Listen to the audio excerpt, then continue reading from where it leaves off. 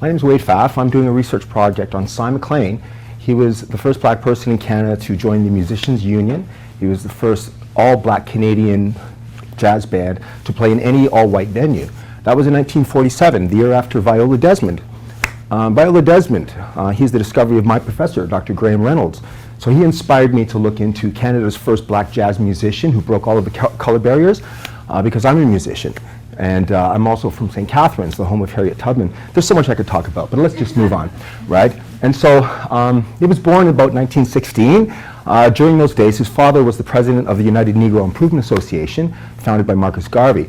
And he was also very active in the African Orthodox Church, the only one in Canada, still standing there on Hankard Street.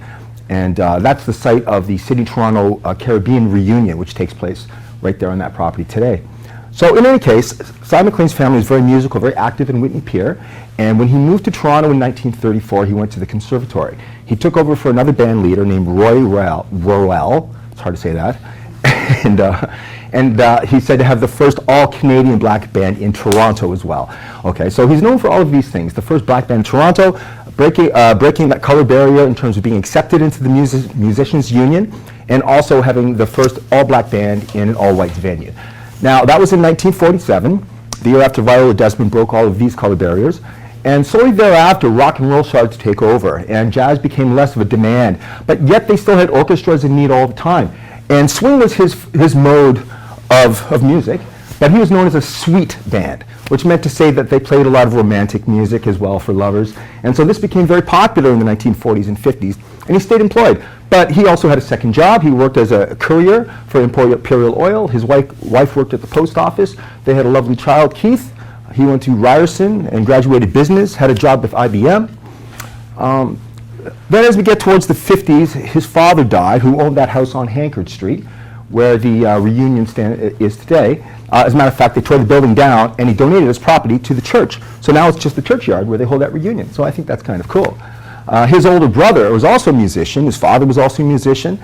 And when they moved there was other people in the family who were musicians too. As a matter of fact, I had an interview last week with his grandnephew, Mark McLean, one of Canada's most famous jazz drummers. And he works in New York, and he was telling me about the family history of musicians in the McLean family. So in any case, I'm still in the midst of doing lots more primary research for this topic because there's very little written. I've looked up all of the archives nationally and locally to find out what I could about the black music scene, jazz and blues, in the 1930s and 40s. And there's very little written about it, so it was all word of mouth. So I'm trying to interview people who are still alive, and you'd be surprised how few are. Because Cy would be 100 years old right now, very alive. His son died at the age of 39, I believe it was. He died in 1974. His wife died even before that. So it's his great nephews that are carrying on that legacy. I was lucky enough to have an interview with him last week. So the struggle goes on. We're going to find out what we can about black music in Canada. Thanks very much.